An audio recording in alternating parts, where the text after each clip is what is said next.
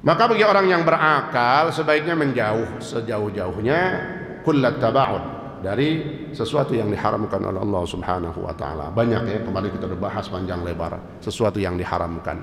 Termasuk pekerjaan-pekerjaan ya, amaliyah, sesuatu dari panca indera kita, mulut kita, mata kita, hati kita, tangan kita, kaki kita. Itu yang mau melakukan keharaman kita hindarkan, kita tahan.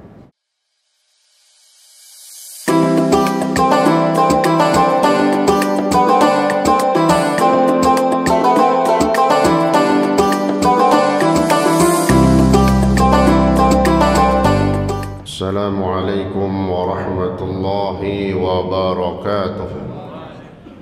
Mari kita lanjutkan pelajaran kita dalam kitab Arba'in Nawawi, masih dalam penjelasan hadis yang ke-6, al-haditsus sadis.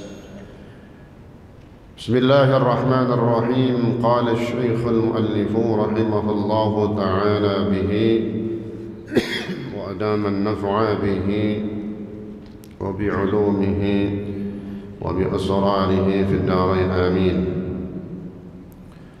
ومن وقع في الشبهات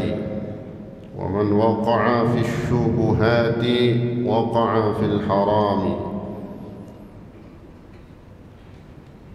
يعني أن من أكثر من تعاطي الشبهات صادف الحرام وهو لا يشعر به.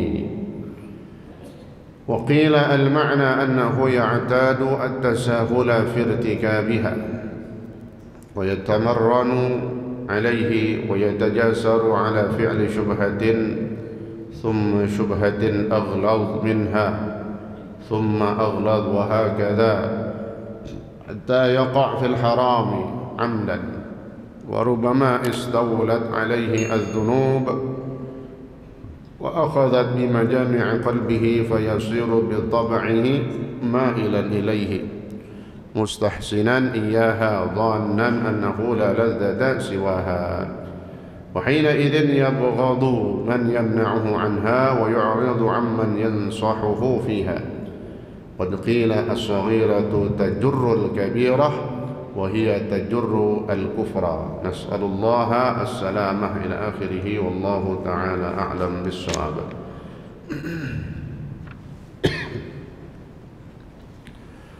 Hadirin hadirat sekalian, selanjutnya kata Rasulullah sallallahu alaihi wasallam, "Wa man waqa'a fi syubhat."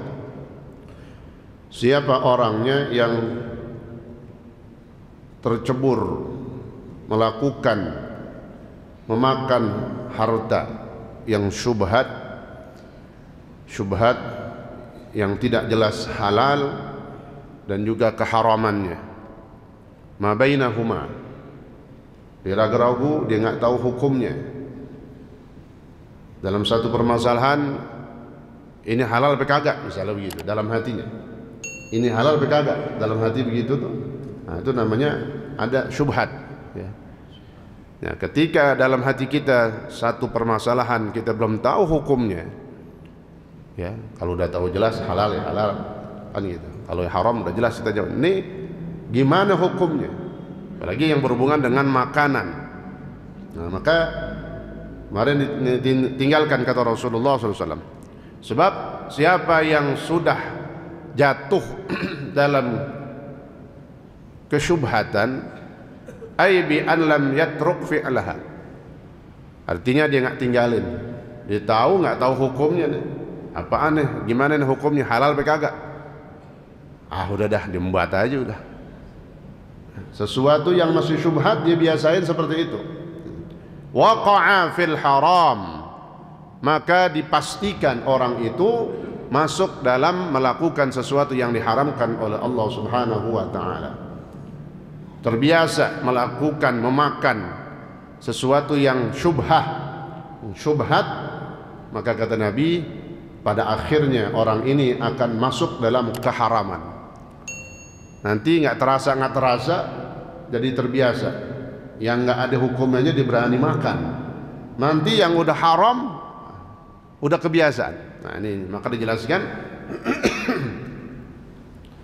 au qaraba ay yaqa fihi, atau dikhawatirkan orang itu akan jatuh masuk dalam memakan harta yang haram kalau sudah terbiasa memakan syubhat gitu.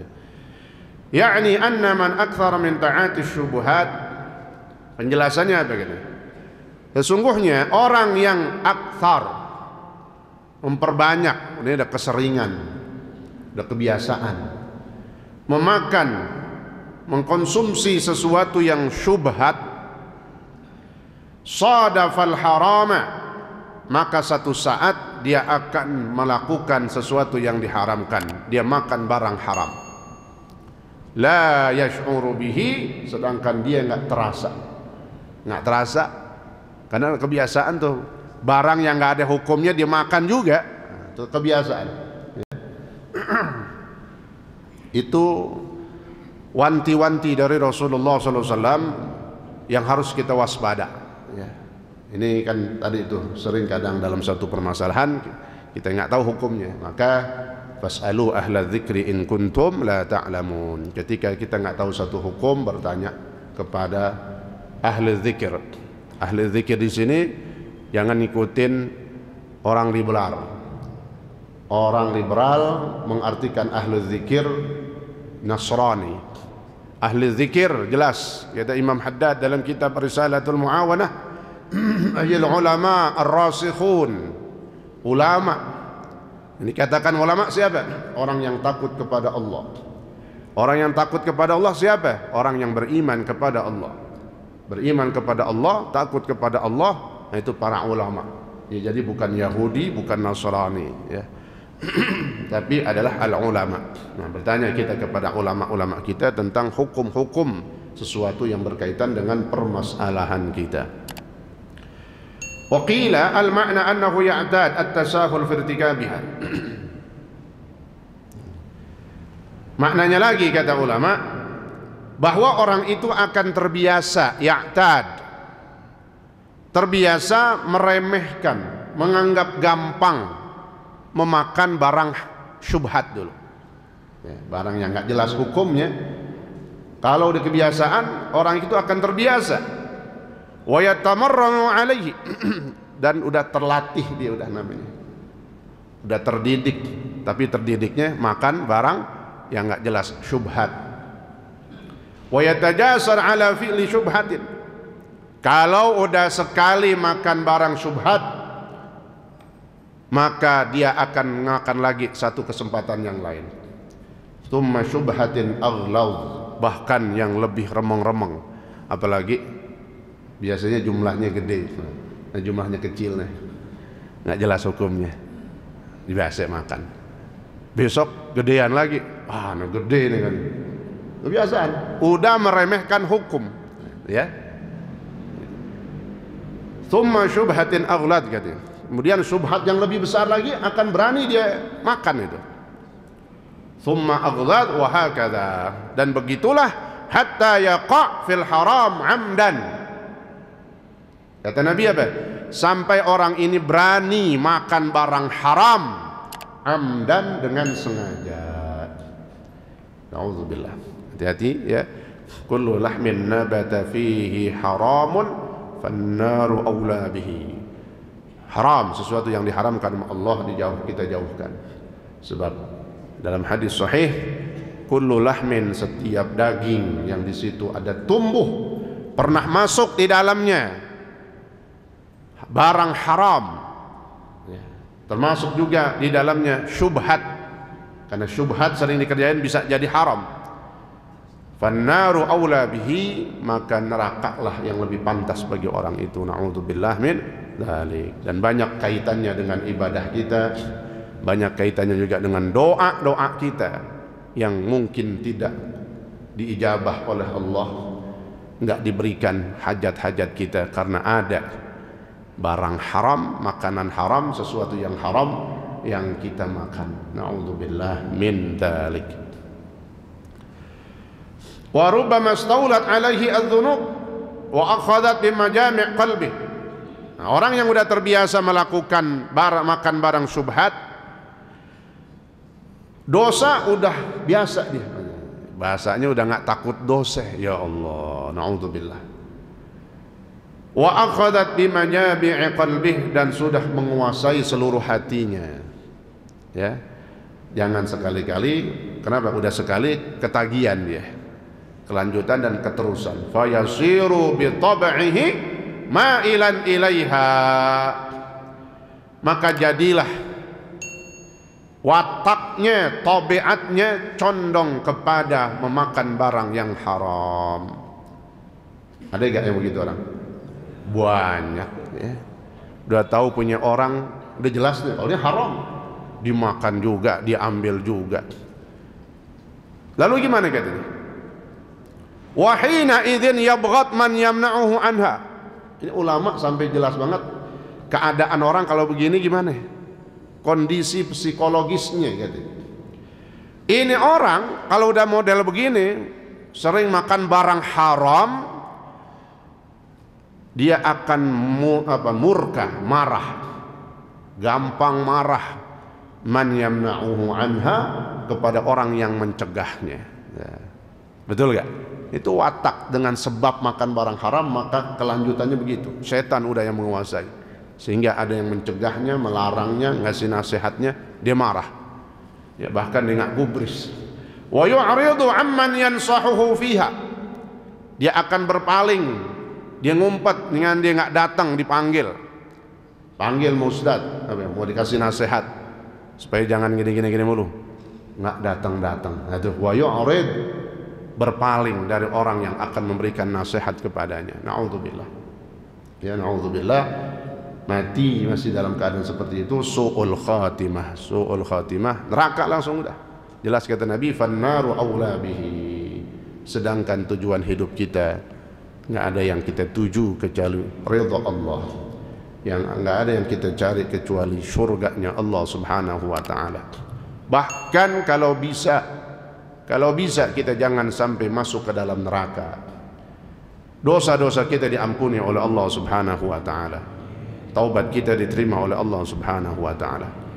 Masuk kita ke dalam surga bi ghairi hisab.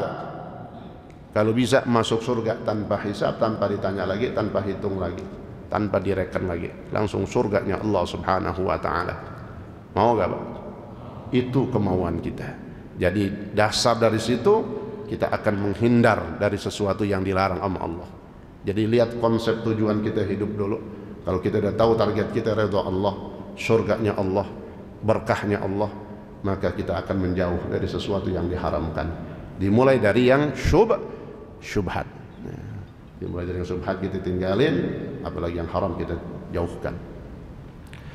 Wa qad qila as-saghirah tajurrul kabirah. Sehingga ada ungkapan orang Arab, as-saghirah tajurrul kabirah wa hiya tajurrul kufra. Dosa kecil menjadikan besar. Menarik, dosa kecil-kecil itu sering dikerjain jadi gede. Dan dosa yang besar kalau dia nggak bertaubat, insaf. Insaf itu bahasa Arab asalnya. Kita jadi ngomongnya insaf. Insaf dia nggak sadar, dia nggak taubat, wa hiya tajurrul kufra. Bisa jadi menarik orang itu, mengajak kepada orang itu jadi kufur, naudzubillah. Kenapa? Yang dilihat cuma harta, materi, uang.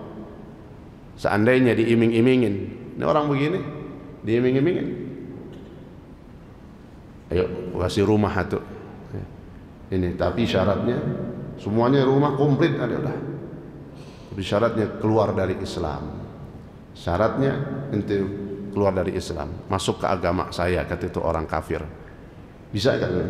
Bisa. Kadal kufru ayyakuna, kadal faqru ayyakuna kufran, kadal faqru ayyakuna kufran. Hampir saja, bisa saja. Kada juga bermakna cepat sekali. Cepat sekali kefakiran itu membawa orang kepada kekufuran. Nah ini. Jadi dari mulai makan barang haram, kebiasaan, bisa jadi wahiyat tajurru al-kufra, bisa jadi orang ini keluar dari Islam, kafir dia, naudzubillah, nas'alullah as-salamah.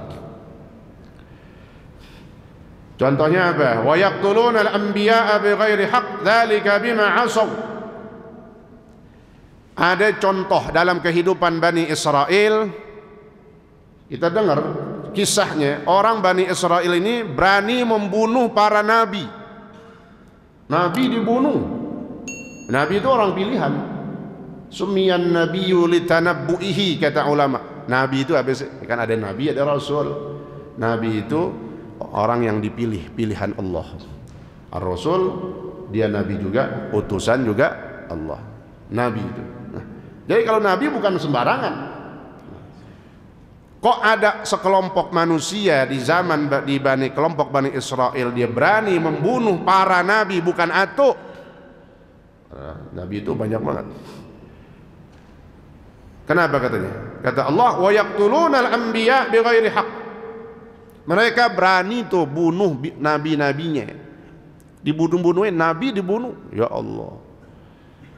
Bighairi haqqin, tanpa kebenaran. Kenapa kata Allah? Dzalika bima asaw. Sebabnya itu semua, bima ay bibaknya bermakna sababiyah, itu semua karena sebab kemaksiatan mereka. Maknanya apa lagi? Orang sering ngerjain maksiat, maka akan lebih berani lagi melakukan sesuatu yang diharamkan sama Allah Subhanahu wa taala. Nauzubillah, jangan ya, nauzubillah min dzalik. Jadi orang Bani Israel kok kenapa berani membunuh para nabi? Itulah sebab kemaksiatan yang mereka kerjain udah mendarah daging. Melakukan kemaksiatan yang nggak bisa tercegah lagi. Bahkan bisa jadi itu. Orang yang memberikan nasihat, nabinya dibunuh. Wa qauluhu sallallahu alaihi wasallam, karra'i yar'a hawlal hima. Orang yang berada dalam posisi dihadapkan dengan barang yang syubhat di hadapannya, kata Nabi, seperti karra'i yar'a hawlal hima, seperti seorang penggembala yang menggembala hewan-hewan ternaknya haulal hima, di sekitar pekarangan yang terlarang. Dia belum masuk, nggak masuk ke dalam pekarangannya yang dilarang itu, enggak, di sekitarnya doang. Ya, bahasa lainnya sering nongkrong di pinggiran kali. Kalau sering nongkrong di pinggiran kali, kira-kira gimana? Kapan-kapan dia bisa kejebur gak? Tanya tukang mancing. Maka dia bilang kalau tukang mancing nggak pernah maju. Cobain lu maju sendiri, gue sorakin kan gitu. Ya, dan tempat kecelakaan, tempat musibah, ya, tempat bala, ditempatin mulu, ditongkrongin mulu. Bisa jadi digotong, ngapain nih? Mati. Lagi ngapain matinya? Lagi mancing. Emang tukang mancing. Ya. Nah, orang yang menggembala di sekitar kawasan yang terlarang, ini orang yang sering makan syubhat kayak begitu. Orang yang sering makan syubhat seperti orang yang menggembala di sekitar pekarangan yang terlarang. Jadi dia nggak masuk di dalamnya, di sekitarnya doang. Sama itu kayak begitu. Maknanya apa? Nyambung masih. Yushiku ayyarta'a fih. Nabi lanjutin di hadis. Yushiku ayyasri'u wa yaqrubu. Bisa jadi cepat dan dekat sekali kemungkinan. Kalau dia sering ada di pekarangan, sekitar pekarangan yang dilarang, sewaktu-waktu bisa jadi dia akan yaqru ayyaqa fihi, dia jatuh ke dalamnya. Ini dah seringnya, dah bertahun-tahun gembala di sini mulu, dilihat di dalam enak-enak banget, ya, rumputnya ataupun macam-macamnya menggiurkan. Kira-kira kalau sering ke situ, ada hawa, ada keinginan untuk masuk melakukan sesuatu yang terlarang. Itulah gambaran orang yang sering makan barang syubhat, seperti orang yang berada di sekitar pekarangan yang terlarang. Nggak ngapa-ngapain di situ mulu, sewaktu-waktu dia bisa masuk ke dalamnya. Na'udzubillah min dzalik. Dia makanya ayat yang melarang tentang perbuatan haram, diantaranya az-zina. Kalimatnya bukan saja wala yazni, tapi kalimatnya dalam Al-Quran wala taqrabuz zina. Janganlah kalian mendekat dalam perbuatan zina. Lihat, mendekat. Kenapa? Dengan sebab mendekat itu dia akan jatuh dan bisa melakukan perzinahan atau perbuatan yang lainnya. Jangan berteman sama orang yang tukang nyolong, kan begitu? Itu kan sama. Apalagi watak, penyakit hati, sifat jelek, kemaksiatan. Dalam syair dikatakan lebih cepat nularnya itu. Kita begaul, berteman sama orang yang suka maksiat lebih cepat. Apa itu? Ngikutinnya, ketularannya.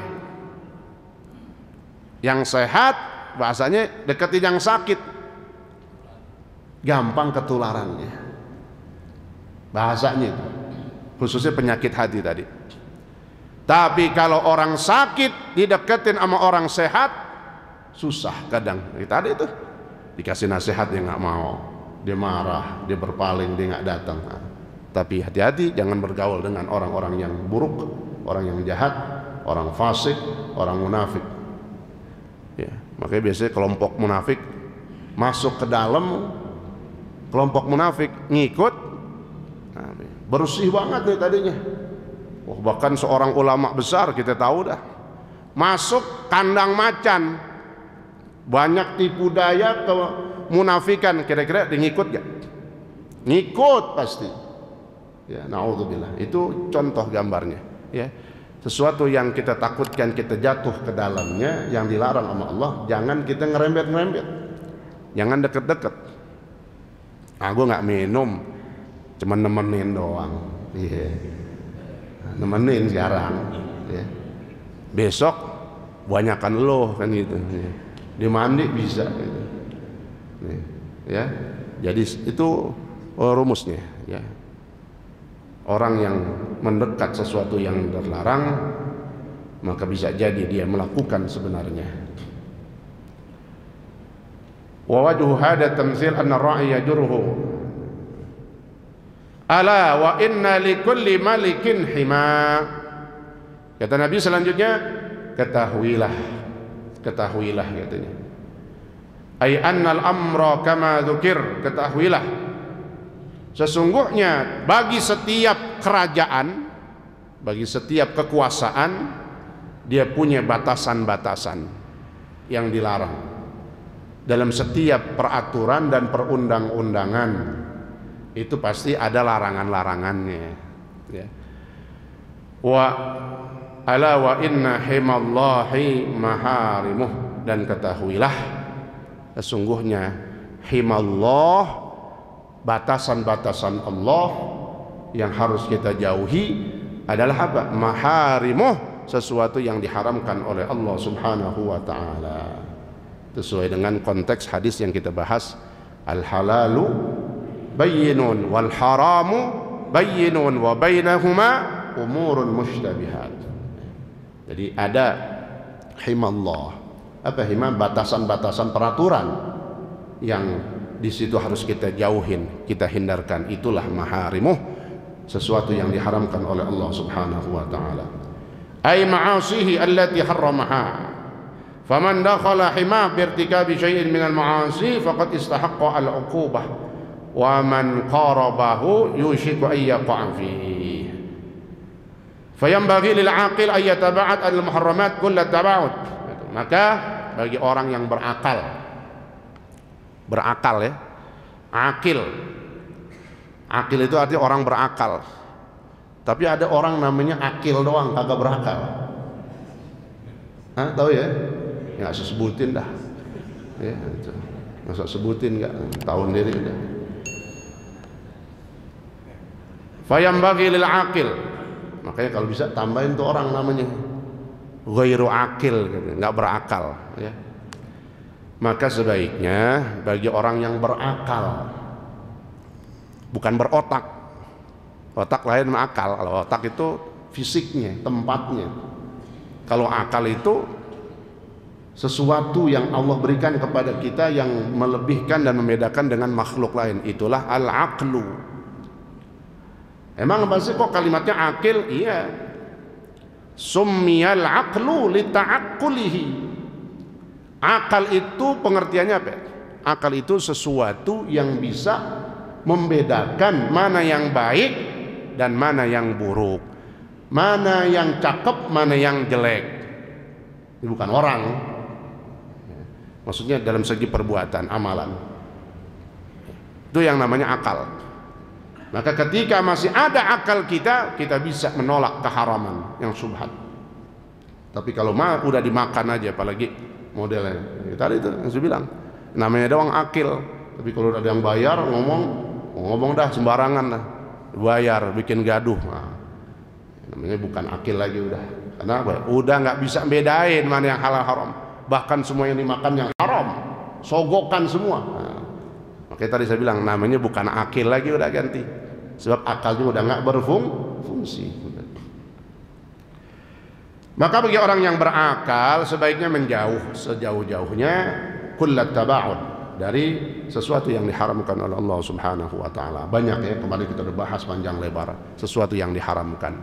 Termasuk pekerjaan-pekerjaan ya, amaliyah, sesuatu dari panca indera kita, mulut kita, mata kita, hati kita, tangan kita, kaki kita. Itu yang mau melakukan keharaman kita hindarkan, kita tahan. Maka pentingnya duduk di majelis ilmu begini katanya. Kemudian kata ulama, pentingnya lagi banyakin niat-niat baik dalam hati kita. Jangan dikit, banyakin. Saking banyaknya tuh hati kita penuh sama niat baik. Sebab kalau udah penuh nih hati dengan niat-niat baik, niat-niat yang bagus, nggak ada tempat sedikit pun untuk kejahatan, kemaksiatan, khayalan, pikiran untuk yang kagak-kagak nggak ada. Kenapa? Dalam hatinya dia niat baik aja. Subhanallah. Itu maknanya. Istaghfiru min niyatin shalihah, kata ulama. Perbanyak oleh kalian niat-niat baik.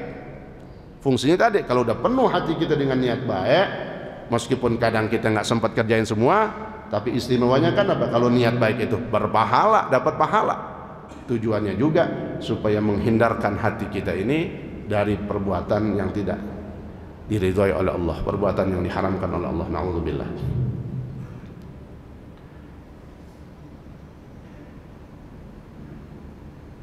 Ala wa inna fil jasadi mudghatan. Nah, ketahuilah katanya, sesungguhnya di dalam tubuh kita, jasad kita ini ada mudghatan, ada segumpal apa mudghah, daging. Mudghah ay qit'ata lahmin saghiratin biqadri ma yumdagh. Mudghah, daging yang sangat kecil. Kecilnya itu kayak ukuran orang ngunyah. Madagh itu kunyah. Orang kalau ngunyah makanan gede apa kecil? Ini kecil, itu hati. Gambarannya kayak begitu. Ala inna fil jasadi mudghatan. Ketahuilah, sesungguhnya di dalam jasad kita, tubuh kita ada segumpal daging yang kecil banget. Idza salahat bi fathil lam. Idza salahat salahal jasadu kulluh. Kata Nabi, apabila baik hati itu, bagus daging itu. Baiknya hati, bagusnya hati, cakepnya hati dengan apa? Bil imani wal ilmi wal irfan. Yang pertama dengan iman. Alhamdulillah, insyaallah kita jaga Islam kita, iman kita, karena ini untuk menjadi baiknya hati kita harus kita isi dengan iman. Iman dengan semua rukun iman yang 6 itu. Yang kedua wal ilmi, kita isi hati ini supaya baik, bagus, wal ilmi dengan ilmu. Nih duduk kita di majelis ilmu, ngaji kemana aja kita dalam rangka memperbagus hati ya, bukan sekedar duduk dengerin dapat snack pulang kan gitu. Kalau maulid ngenteng apaan? Berkat, bukan itu. Tapi memenuhi, memperbaiki hati kita. Ilmu itu, dengan ilmu. Maksudnya adalah ilmu syariah. wal irfan, dan apa? Dengan kenalnya kita, dekatnya kita dengan Allah Subhanahu wa taala. Pakai hati kita supaya lebih kenal lagi dengan Allah, lebih dekat dengan Allah, lebih menyerahkan semua urusan kepada Allah. Dan kita nyerahkan semua urusan kita kepada Allah Subhanahu wa taala, dan kita yakin dengan Allah, dengan kekuasaan Allah dan yang lain-lainnya yang Allah tentukan bagi kehidupan kita. Idza salahal jasad, idza salahat salahal jasadu kulluh. Nah, jadi kalau hati tadi udah baik, udah bagus dengan iman, ada ilmu, kemudian ada ma'rifat, irfan, salahal jasadu kulluh, maka jasadnya akan bagus juga semuanya. Jasadnya, panca inderanya akan melakukan sesuatu yang bagus. Dasarnya apa? Hatinya bagus. Salahal jasad, patokannya di dalam dulu. Idza salahat, kalau cakep bagus dalamnya, salahal jasad kullu, maka baguslah jasadnya semua. Apa maknanya? Ai bil ikhlas fil a'mal lil malikid dayyan, maka orang itu akan mau melakukan ibadah-ibadah dalam rangka menuju ridha Allah, ikhlas karena Allah Subhanahu wa taala. Wa idza fasadat, dan apabila hati ini rusak, naudzubillah, ada hatinya rusak, ada penyakitnya itu hati. Dengan apa hati itu rusak? Bil juhudi wal kufran. Kalau tadi iman itu bagusnya hati dengan iman, lawannya iman apa? Kufur. Hatinya kufur. Apa kufur? Ingkar, tertutup, nggak mau mengakui Allah itu sebagai Tuhan, tidak bertuhankan Allah, Tuhannya selain Allah. Naudzubillah. Tuh rusaknya hati. Biar kata orang yang baik, kayak apa, dermawan, tapi kafir, nyetin deh. Itu hatinya belum cakep. Jangan tertipu kita kan. Wah, ini orang baik luarnya doang, tapi belum dikatakan bagus hatinya. Kenapa? Hati bagus itu kalau ada Islam agamanya, mukmin orangnya, beriman, itu namanya hati yang bagus. Ya. Sebab kalau diartikan orang kafir baik banget, bahkan kalau nyumbang banyakkan dia, jangan lalu kita bilang ini orang baik. Bukan. Dermawan, iya, sifatnya kan dermawan ya sih, tapi kalau baik belum tentu. Kalau dia baik disembah Allah, nah itu ya, jangan salah. Jangan nanti lalu kita yang miskin muslim jadi kalah dengan dia. Enggak, muslim itu orang yang paling terhormat luar biasa dengan Islam kita, dengan iman kita. Orang kafir kayak apa dia kayaknya, kayak apa dia baiknya, belum dikatakan baik hatinya. Kalau dilihat sini berarti hatinya masih rusak, ya, ada penyakit hati. Bil kufri wal juhud, ya, dan tuh juhud itu sama kufur hampir sama, nggak percaya kepada Allah.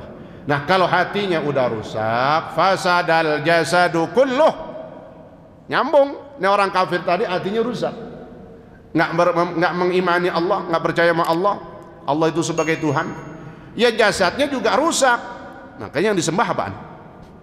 Patung, yang disembah berhala, yang disembah matahari, yang disembah setan, macam-macam, yang disembah api. Nah, ngikut dalamnya rusak. Makanya tadi orang yang kafir belum dikatakan baik, bukan baik dia, biar kayak apa dia dermawannya ataupun sosialnya kepada kita, karena masih rusak hatinya. Dibuktikan, dia wujudkan, mereka wujudkan dengan menyembah kepada selain Allah. Tuh fasadal jasad kulluh, maka rusaklah semua pekerjaan tubuhnya. Itu ai bil fujur wal isyan. Kita juga seorang muslim, kalau masih ada penyakit hati, maka jasad kita juga akan rusak, perbuatannya kemaksiatan. Bil fujur, melakukan sesuatu yang dilarang, wal isyan, dan kemaksiatan. Sekarang kata Nabi, apa sih segumpal daging yang kecil itu? Ala wahiyal qalbu, ketahuilah bahwa itulah hati al-qalb. Qalbun diartiin balik,